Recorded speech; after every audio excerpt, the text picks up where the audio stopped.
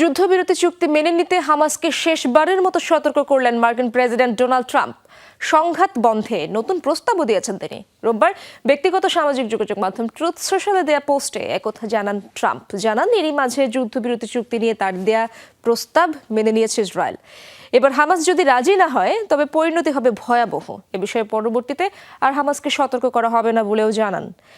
এদিকে এক বিবৃতিতে যুদ্ধবিরতি কার্যকরে যুক্তরাষ্ট্রের প্রস্তাব পাওয়ার বিষয়টি নিশ্চিত করেছে হামাস। সংঘাত বন্ধে যে কোনো পদক্ষেপকে স্বাগত জানাতে প্রস্তুত বলেও জানিয়েছে ফিলিস্তিনি স্বাধীনতাকামী গোষ্ঠীটি।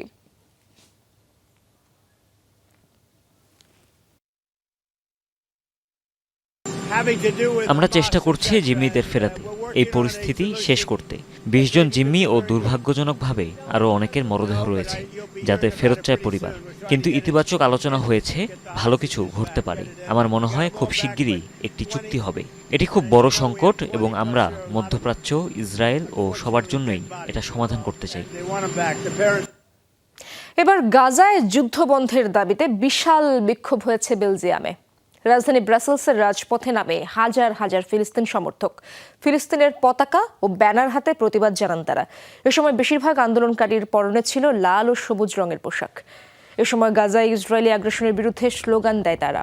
বেনিয়ামিন নেতানিয়াহুর গাজা সিটি দখলের অভিযানের তীব্র নিন্দা জানান আন্দোলনকারীরা। অবিলম্বে হামাসের সাথে যুদ্ধবিরতি চুক্তির দাবিতেও আওয়াজ তোলে ব্রাসেলসের মানুষ।